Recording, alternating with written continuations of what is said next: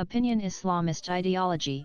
Proxy wars stigmatized Iran's nuclear program. While opinions might differ on whether Iran's nuclear program has a hostile purpose, which necessitated punitive airstrikes by Israel upon the former's nuclear reactor sites by itself a potential hazardous act, the Islamic Republic is ultimately paying for its refusal to settle down as a normal country in the comity of nations since the Islamic Revolution of 1979. Its founder Ayatollah Ruhollah Khomeini 1902-1989 made no secret of his antagonism towards the USA and Israel. He made no secret either of his designs on the entire world through jihad, as evident in his collection of fatwas titled The Little Green Book 1985. But then it is a matter of priority and feasibility. His aging successor Ayatollah Ali Khomeini 86 sees no reason either to depart from that policy. Iran made no efforts to resume diplomatic ties with the United States since they broke after the excruciating 444-day hostage crisis 1979-1981 at the U.S. Embassy in Tehran. Contrast this Mao Zedong's pragmatic approach in establishing People's Republic of China's diplomatic relations with the United States 1972. Though the political philosophy of Peking, now Beijing, and Washington, D.C. were antipodal, Mao chose the USA after his relations soured with his former ally viz. USSR. In the very first month of the American embassy hostage crisis in Tehran in November 1979, there was a similar attack on the American embassy in Islamabad, wherein the diplomatic mission was set ablaze by protesters based on a canard that the USA had attacked the Grand Mosque in Mecca. While the attack, praised by Ayatollah Khomeini, was disapproved by General Zia-ul-Haq. Zia, conscious that the attack might turn Pakistan into an international pariah, played his cards well with Washington, D.C. When in the ensuing month the USSR invaded Afghanistan, Zia emerged as the leader of a pro-US frontline state fighting against communism. This act turned Pakistan into a stalwart ally of the USA. The question is not an ethical one, whether Pakistan did the right or wrong thing. The question is how smartly Zia played his hand, though he was no friend of the Western value system. Zia created the Afghan Mujahideen, which had a major blowback effect on Pakistan, besides Islamizing the jurisprudence in the country. The U.S. State Department reports, and the U.S. Congressional Research Briefs, contain extensive data on how Pakistan is home to several internationally designated terror groups, many of which are anti-US and they are anti-India. Yet, whether we like it or not, Pakistan remains in the good books of the US even under the watch of President Donald Trump, who made boisterous claims about eliminating Islamic terrorism in the world. Pakistan has smartly manipulated the USA, to the extent that despite the return of Taliban in Afghanistan, which has diminished the role of Islamabad in the region, Trump praises Pakistan's leadership. Thus Pakistan, despite being as much a sponsor of terror as Iran, and actually possessing nukes, which Iran is only suspected of developing, has smartly managed Washington, D.C. The Islamic Republic, on the other hand, in pursuit of its ideology, has put itself on the wrong side of the global order. Khomeini's Islamist rhetoric was aimed at capturing the centristage in the Islamic world. This could not happen because Shias constituted less than 15% of the global Muslim population. Moreover, the belief that Muslim governments would be swayed by Islamic sentiments alone in diplomatic matters is patently erroneous. No Arab country, whether republic or monarchy, would officially go against Israel, or come to the aid of their Arab brethren in Gaza, despite the fact that more than 50,000 of Arab Palestinian civilians have perished as a result of Israel's campaign against Hamas. Thus Iran could never become the leader of the Islamic world. Its following is limited to the Shia population of West Asia, which makes it a suspect in the eyes of the Sunni Arabs. It built up Hezbollah in Lebanon, a militant group promising Islamic government, and supported the secular regime of Hafez al-Assad, later his son Bashar al-Assad, as both are Shia. In Iraq it supported the Arab Shias, who despite constituting the majority, had been dominated by the Sunni Arabs from General Abdul Karim Qasim to Saddam Hussein. That Iran's expectation was naive, was recently proven when Pakistan on predictable lines contradicted Iranian top General Mohsen Regia's claim that Pakistan would nuke Israel if Israel used a nuclear bomb on Iran. Field Marshal Syed Asim Munir obviously does not want to meet the same fate as Iran's Chief of Army Staff Mohammad Bagheri and IRGC Commander Hossein Salami. Israel and Iran, at their closest points, are around 2,000 kilometers apart. Not sharing boundaries, and belonging to different economic zones, they were not destined to be rivals. While it is true that Islamic Revolution, 1979 terminated the warm ties between the two countries during the reign of Shah of Iran viz. Mohammad Reza Pahlavi, both countries actually but covertly cooperated during Iran-Iraq War 198,088. In early 1980 says a Rand Corporation report 2011 Israeli Prime Minister Menachem Begin approved the shipment of tires for Phantom fighter planes, as well as weapons for the Iranian army. Israel and Iran a dangerous rivalry, p14.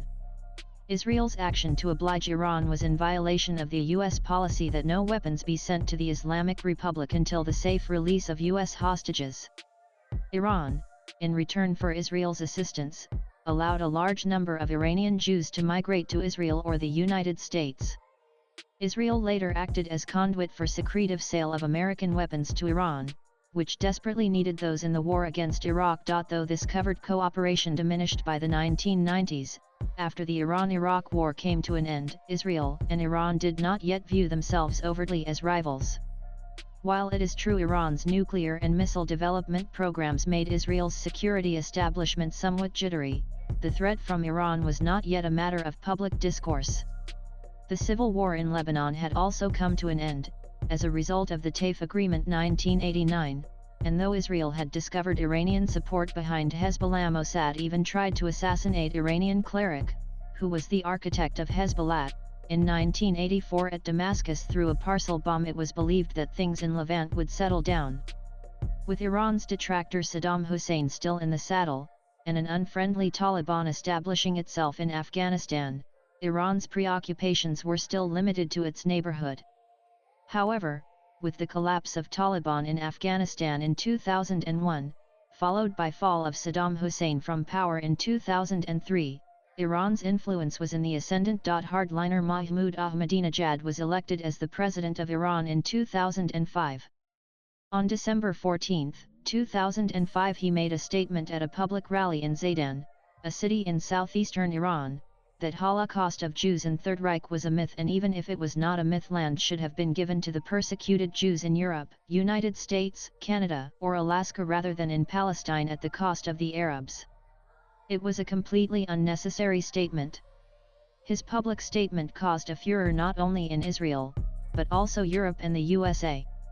Throughout his tenure 200,513 Ahmadinejad never recanted his statement, but rather repeated it with gusto. Historically, whereas Holocaust was a reality, Israel did not owe its existence to it. It was rather the pogroms in the Russian Empire in the late 19th century that triggered settlement of the Eastern Jews in Palestine then under the Ottoman Empire. There was also a movement called Hovevei Tzion, the lovers of the Zion in Eastern Europe from 1860 to settle in the Holy Land. The two leading Jewish institutions of higher education in Palestine viz. Technion and Hebrew University of Jerusalem had been inaugurated in 1925 in pre-Holocaust era. Most political leaders of Israel like Chaim Weizmann, David Ben-Gurion, Golda Meir, and Yitzhak Shamir came from the Tsarist Empire. The questioning of the Holocaust, a highly sensitive matter, was meant only to humiliate Israel. It was, however, a marker of Islamic Republic antipathy towards Israel. The American view of a country's nuclear program is governed by the quality of the regime's relationship with Washington, D.C. and its record of threatening American interests. As TV Paul, a US-based Indian scholar, explains in The Warrior State Pakistan in the Contemporary World 2014, the Bush administration treated Abdul Qadir Khan, the father of Pakistan's nuclear bomb, lightly despite the CIA uncovering the successful nuclear proliferation ring that Khan ran, by seizing the centrifuges to enrich uranium destined for Libya in October 2003. Letting Pakistan scot-free despite being the biggest source of nuclear proliferation in the contemporary era, contrasts sharply with the US invasion of Iraq 2003 over alleged weapons of mass destruction, locking horns with Iran and North Korea, and forcing the Gaddafi regime to abandon its nuclear program in 2003. What explains this contrasting attitude of the USA for different countries during the same period? The answer lies, says Paul, in Pakistan's geostrategic salience and its elites' willingness and ability to carry out or thwart US policy objectives in the region. The warrior state, p.18. Iran's nuclear program was stigmatized by its outlook on the West and Israel. The rest is only a matter of details. Whereas Iran holds that it had complied with its international obligation, like the Non-Proliferation Treaty, IAEA protocols and additional protocols, and Joint Comprehensive Plan of Action JCPOA that Tehran concluded with China, France, Germany, Russia, Britain, and the United States, certain loose ends repeatedly crop up. This casts a doubt on the motive of the Iranian nuclear program. Jared Moskowitz, the Democratic member representing Florida, in the U.S. House of Representatives, moved a resolution H.Res. 105 on February 4, 2025, on affirming the threats to world stability from a nuclear weapons-capable Islamic Republic of Iran. Several points from there would be worth quoting. Nanan, the resolution further states that on November 24, 2024, the Islamic Republic of Iran informed the IAEA that it planned to start enriching uranium with thousands of advanced centrifuges at its Fordow and Nance plants, while also installing more uranium enrichment centrifuges at those locations. The Office of the Director of National Intelligence published an assessment on December 5, 2024, which stated that Iran's 20% and 60% enriched uranium stockpiles were far greater than needed for what it claims it would use the uranium for, and Iran could produce more than a dozen nuclear weapons if its total uranium stockpile were further enriched. This might explain why Israel went in for airstrikes on nuclear and military facilities in Iran. Israel, a small country, could not leave its security to chance and good intentions of opponents. Its surprise airstrike on Iraq's nuclear reactor Viz. As Iraq near Baghdad on June 7, 1981 became the stuff of legend. It crippled the Iraqi nuclear program. Similarly, its airstrike on September 6, 2007 at a suspected nuclear reactor at Deir-ez-Zor region in Syria also sent a strong message. The strikes on Iran nuclear plants were expected many times over the last 20 years. However, Meir Dagan, the then director of Mossad, went in for a low-cost strategy of assassinating Iranian nuclear scientists. His strategy lent its rather provocative title to Ronan Bergman's comprehensive but controversial book Rise and Kill First: The Secret History of Israel's Targeted Assassinations 2018. The goal is to liberate Palestine, declared Ayatollah Khomeini on December 4, 1990 at the First Islamic Conference on Palestine, and wipe out the Israeli government. There is no difference between the territories occupied before and after the year 1967. Every inch of Palestinian lands is Muslims' homeland. Any non-Muslim and non-Palestinian rule over Palestine is illegitimate rule.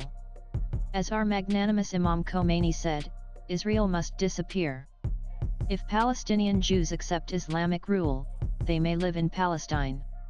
It is not a matter of anti-Semitism. The problem is that a Muslim homeland has been occupied. The most important problem of the Islamic world. Selected statements by Ayatollah Khomeini about Palestine, p.1112. Swipe left for next video. Naturally, Israel could not wait to see the enrichment of this hostile ideology with fissile material.